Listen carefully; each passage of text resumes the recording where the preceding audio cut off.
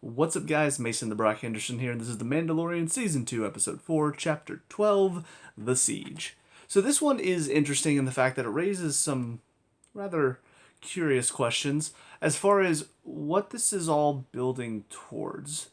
Mainly because I know this takes place after the original trilogy, but before the sequel trilogy, and it also came out after the sequel trilogy was out. So I do wonder how much of this is building toward what eventually becomes the First Order in the sequel trilogy. And maybe we'll start to see how, even though the Empire fell, it didn't really lose all of its power, and clearly there was still enough there to rebuild into something that resembled the Empire. So I don't know if that's what they're going for here, or if I'm just reading too much into it and this is just supposed to be seen as like, oh no, the Empire's trying to rise again, but we gotta stop them. So I don't know. It's kind of an interesting idea though. The thought that maybe this is how the Empire didn't, even though the Emperor was taken down, Darth Vader was taken down, the Death Stars were both taken down. This is how they managed to hold on to a little bit and still survive to eventually become the First Order in the sequel trilogy. Is that they were essentially doing a bunch of stuff on the Outer Rim where the New Republic wasn't really able to stop them from rebuilding. I would prefer if that's where they went with it, because I don't know.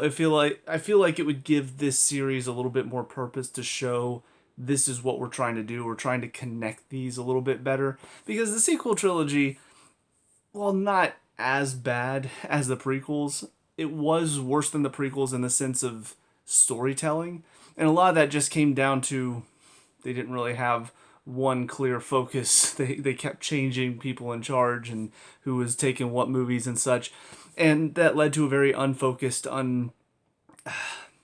what's the word I'm looking for? Kind of a not very straightforward story. It was like, oh, we're going this way. Just kidding, we're going this way, and it really was disconnected, disjointed, and all of that. So if this serves as kind of a connecting point from Return of the Jedi to The Force Awakens, I would feel like it might help the sequel trilogy a little bit. So that way it doesn't just feel like, oh guys, we're just making more Star Wars movies, come see them, without any real thought about how we're putting it all together. Now granted, that doesn't necessarily mean that the movies suddenly were masterpieces or anything. They still weren't that good. But I feel like that this could help it a little bit. If we start to see that, if they start to explain the First Order a little bit better, I think it might help the sequel trilogy a bit more. But we'll see what they decide to do with it. Outside of that, though, outside of like, seeing that they're experimenting on stuff out here and seeing Moff Gideon is now tracking Din's ship, it's pretty much a filler episode. You go back to Navarro, you meet up with Kara again, you meet up with Grief, I think his name is. You meet up with both of them again. They managed to take down this Imperial base that's out here, sort of out in the middle of nowhere. And that's kind of it. It really focused on just that. And the only thing we really learned is that this is where they were doing those experiments and learning that Moff Gideon, we already knew he was still alive, but now our main characters know that he's still alive. So that's kind of all it was. There was a lot of focus and a lot of time spent just taking down the base, fighting off the troopers that were coming after him. That's kind of it. So a little bit more of a filler, but the stuff that was in it was interesting enough to keep my focus engaged in the episode. I do hope, though, we get back to the reason he came here in the first place was to get his ship fixed so that he could take Grogu to meet Ahsoka. So I hope we get back to that story soon, because, we're already halfway through this season, and it kind of feels like we haven't moved a whole lot. But not saying it's not good, it just feels like it's a little slow moving for what I was hoping this season would cover. But I don't know. We'll see. We'll see what happens next. So on to the next episode. I'll see you there. Now, episode 5, chapter 13, The Jedi. So another interesting one in the grand sense of things, like bringing up interesting questions for later. We do get a sense of, I guess, where Ahsoka is at this point, because obviously at the end of Rebels, we see that Sabine was going to see her to go look for Ezra, and also, in a sense, Thrawn as well.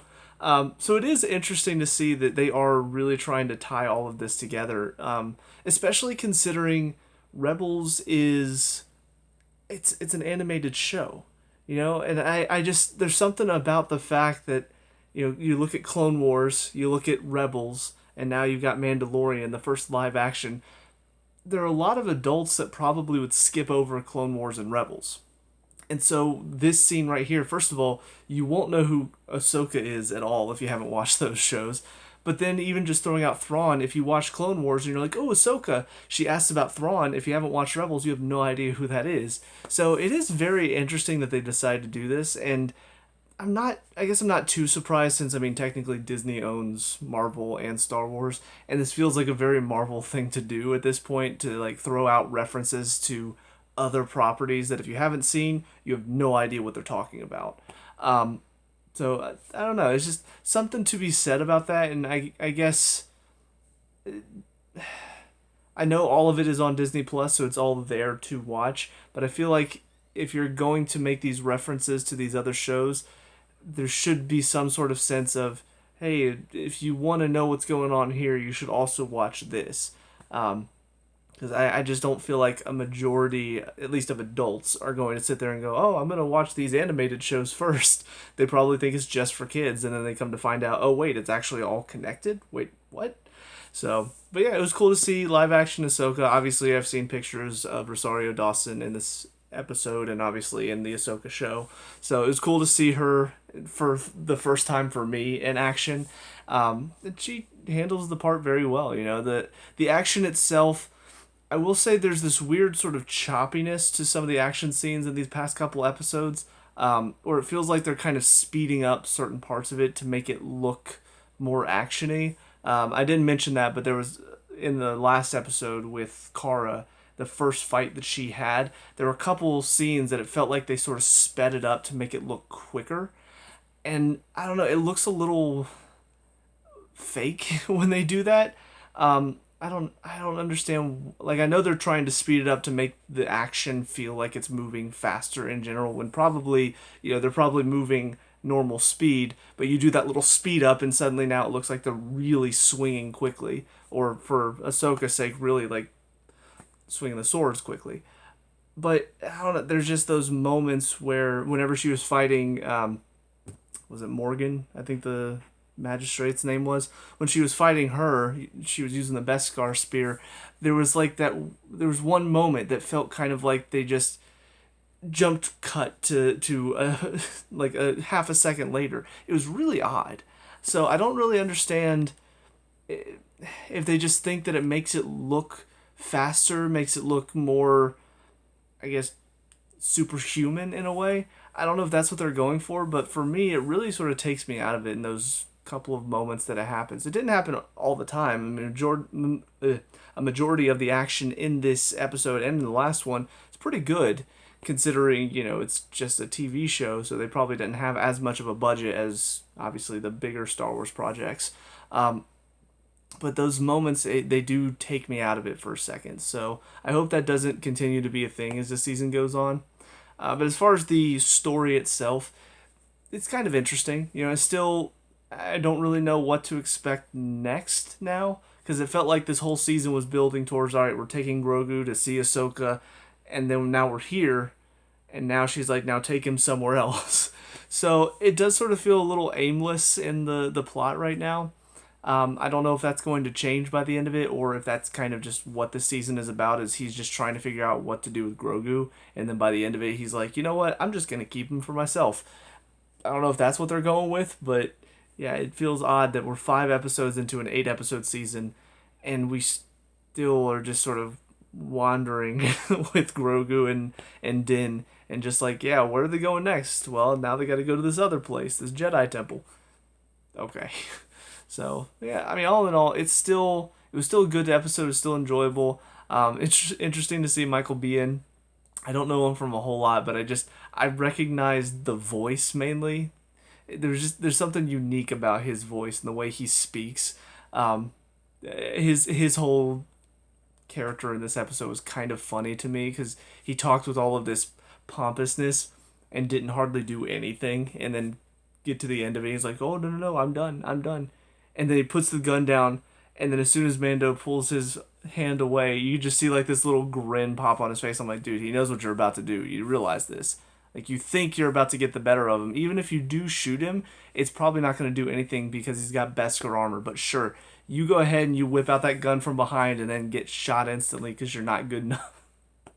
I don't know. His old character felt like kind of a joke. Whereas the Magistrate was actually pretty intimidating. And her fight with Ahsoka, outside of those couple of moments where it felt like they jump cut the footage, it was pretty cool to watch. And it showed just how good she was, that she managed to hold her own against a Jedi and even knock one of her lightsabers away for a second.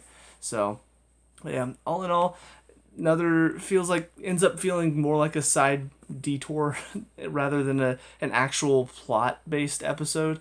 But cool to see Ahsoka again. Cool to get more info on what she's up to at the moment, and probably leading into more of what we're gonna see whenever we eventually get to Ahsoka. So, yeah, solid episode. On to the final of these three. I'll see you there.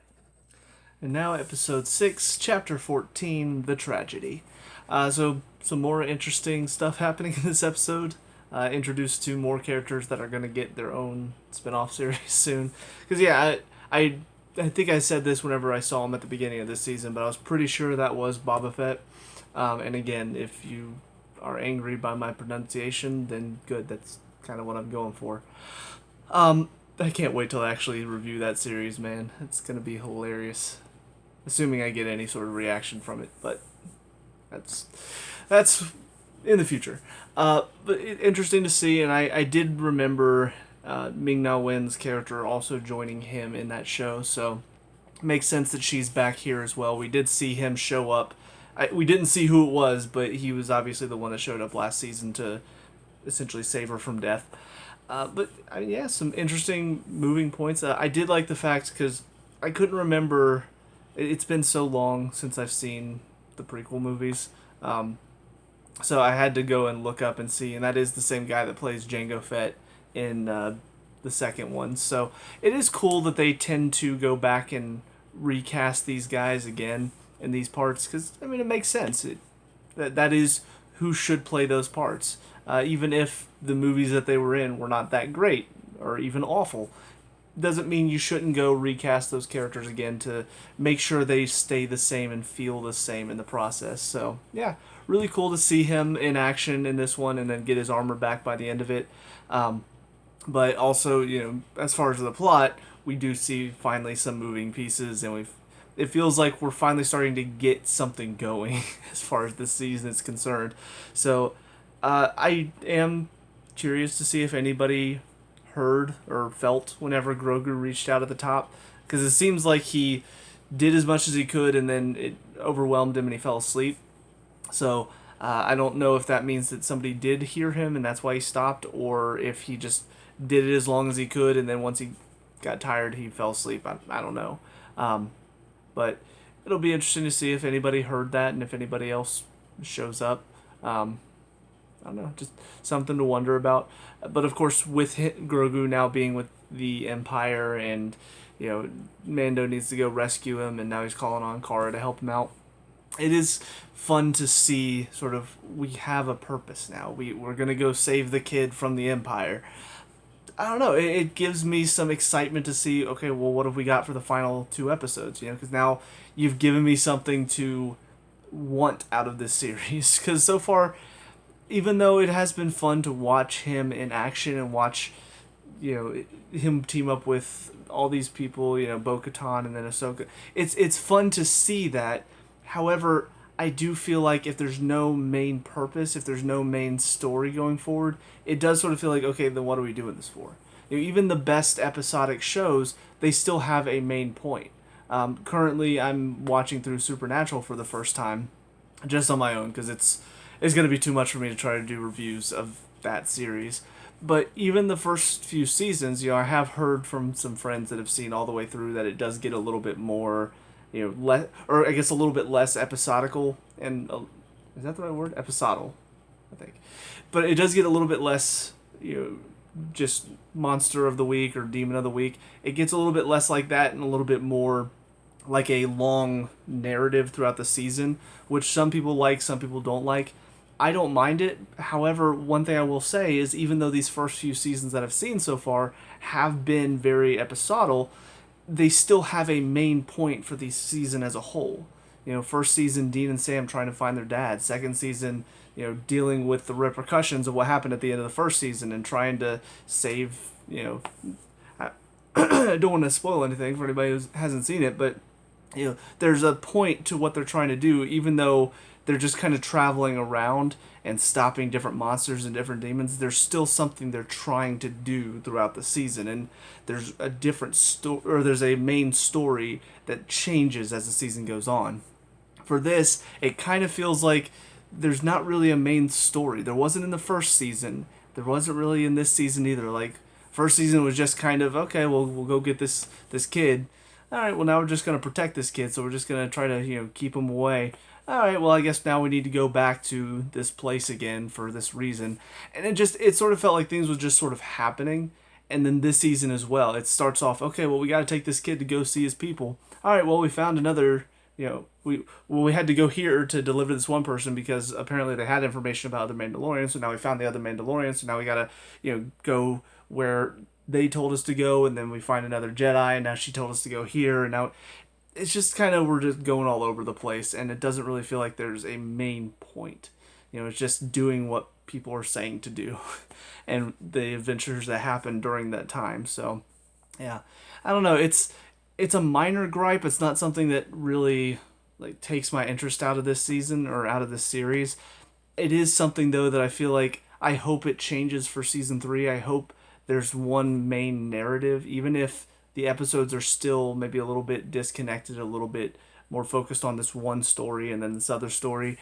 I don't mind that except for the fact that there's got to be something connecting all of it, and I don't feel like there really is. I don't feel like they're doing a good job so far of adding that connection in. So, yeah, it's maybe I'm the only one that thinks that way, but it's sort of keeping me from really like yes, I want to see more. And again, now that we do have that point where now we see okay, well Grogu's been taken by the Empire, and now we got to go rescue him. Now it's kind of like a okay, yes, now I'm ready to see what's happening next because now we have a main point going forward. So yeah, that's about it for me. So let me know what you guys think down in the comment section below. What were your thoughts on these 3 episodes? Let me know. We could talk about and discuss all the good stuff. Leave a like and subscribe for future Mandalorian reviews, and I'll see you guys in the next one. Peace out.